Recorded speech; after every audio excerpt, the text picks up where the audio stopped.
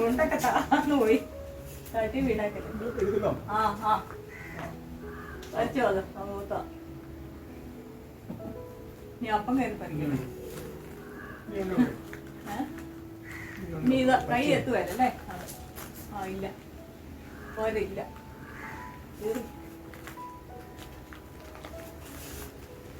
അപ്പനും മകളും കൂടെ പറിച്ചിട്ട് ഇത്ര കിട്ടിയുള്ളത് കയറി പറിച്ചിട്ട് കൊള്ളാല്ലേ. 3 അല്ല കേട്ടോ, 93 വയസ്സുള്ള അപ്പനും ഞാനും കൂടെ മരത്താ കയറി പറിച്ചതായി ഈ പാഷൻ ഫ്രൂട്ട്. ഇത് ഞങ്ങൾ ജാം ഉണ്ടാക്കാൻ പോവാണേ.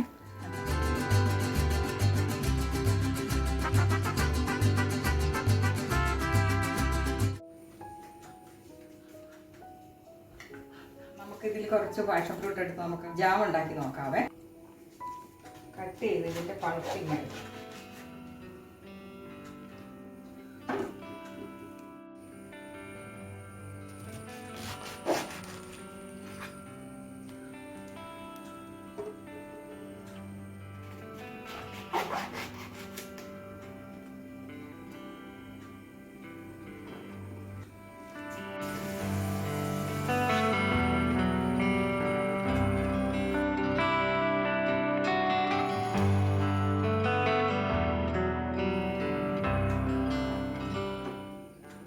നമുക്കിതിൻ്റെ പൾപ്പ് ഇങ്ങോട്ടും എടുക്കാവേ മാത്രമായിട്ട്.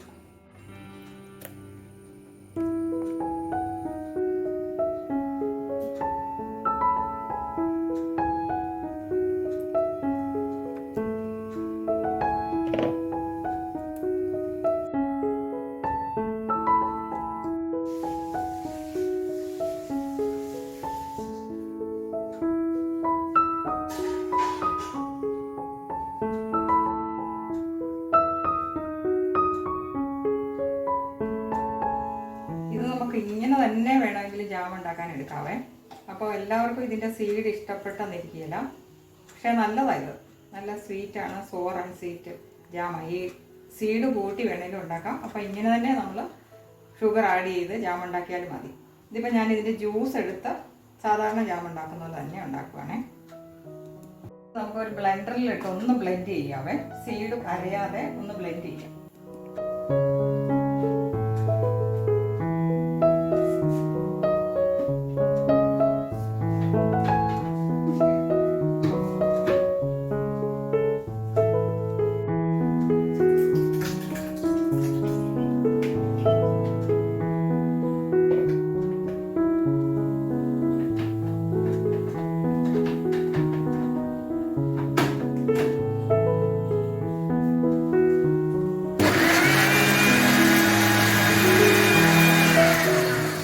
ഇതൊന്ന് നന്നായിട്ട് സ്ട്രെയിൻ ചെയ്തെടുക്കാവേ. ഇതിൻ്റെ ജ്യൂസ് എടുക്കാം.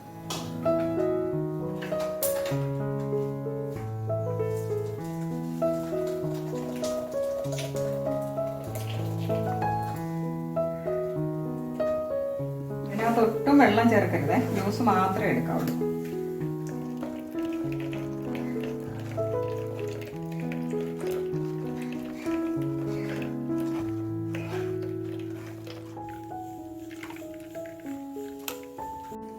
നമുക്ക് ഈ ജ്യൂസ് എത്ര ഉണ്ടോന്നൊന്ന് നോക്കാവേ. ഞാനൊരു കപ്പിലൊന്ന് അളന്ന് നോക്കുവേ.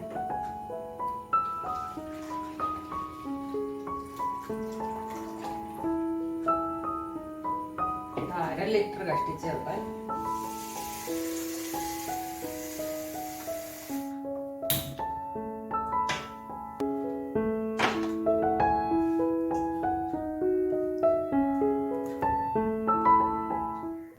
നമ്മൾ അരമണിക്കൂർ തിളപ്പിക്കണേ. അരമണിക്കൂറോളം വേണം ഇത് വെന്ത് വരാനായിട്ട്. ഈ ഷെല്ലിൻ്റെ പുറത്തുനിന്ന് ഈ സ്കിൻ ഇളകി വരണം.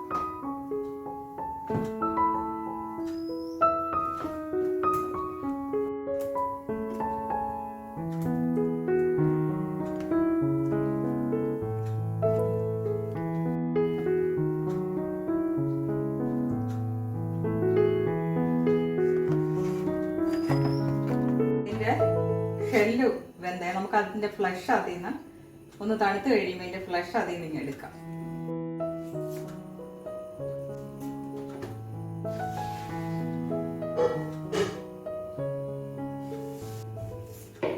ഇനി നമുക്ക് ഇതിൻ്റെ ഫ്ലഷ് ഒന്ന് അകത്തുനിന്ന് എടുക്കാവേ. ഇത് മുഴുവൻ ഇതിൻ്റെ സ്കിന്ന് മാറ്റി ഫ്ലഷ് മാത്രം എടുക്കാം.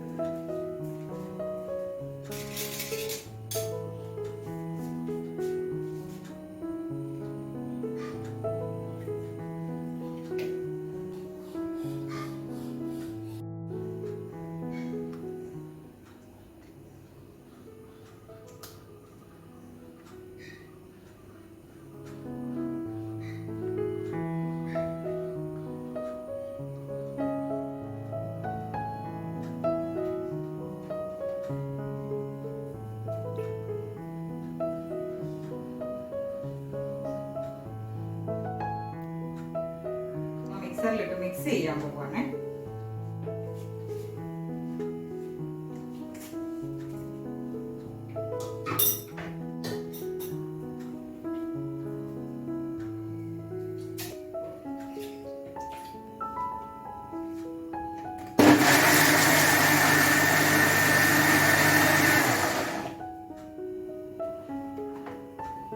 ഇത് നമുക്കിനി ഒരു ചുവട് കട്ടിയുള്ള ഒരു പാത്രത്തിലേക്ക് ഇടാവേ.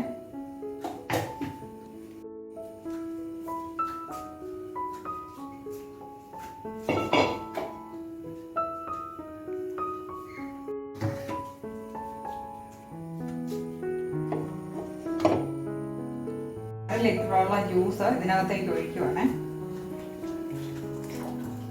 വെള്ളമില്ലാതെ. ഇത് അടുപ്പിൽ വെച്ച് നന്നായിട്ട് തിളപ്പിക്കാൻ പോവാണേ. തിളപ്പിച്ച് കുറുക്കിയെടുക്കാൻ പോവാം.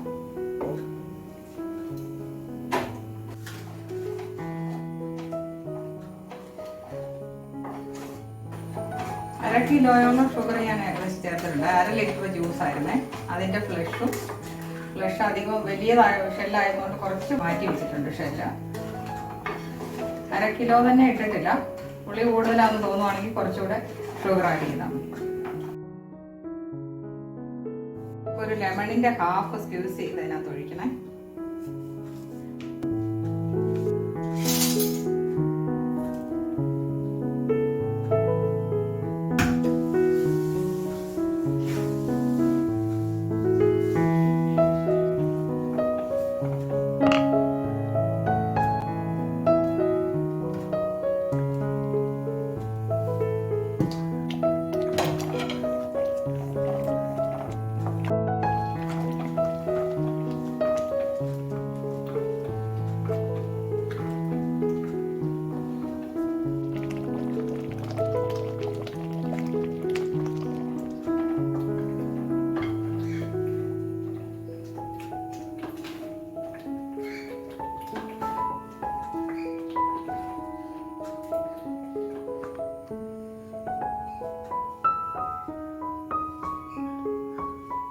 ആവശ്യത്തിന് കുറുകിയിട്ടുണ്ട്.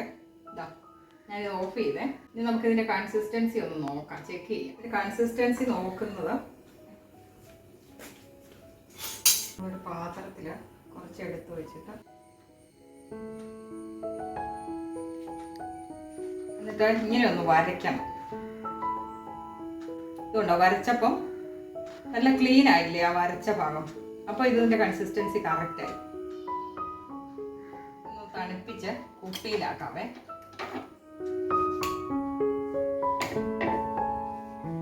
തണുത്തായി നമുക്ക് നല്ല സ്റ്റെറൈൽ ചെയ്തത്. ഞാനിത് വെയിലത്ത് വെച്ച് നന്നായിട്ട് ഉണക്കിയ കുപ്പിക്കകത്താക്കുവാണേ.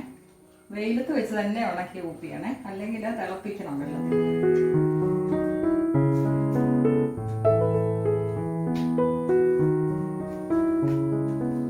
ക്ലീൻ പാരടിക്കകത്താക്കുവാണ്.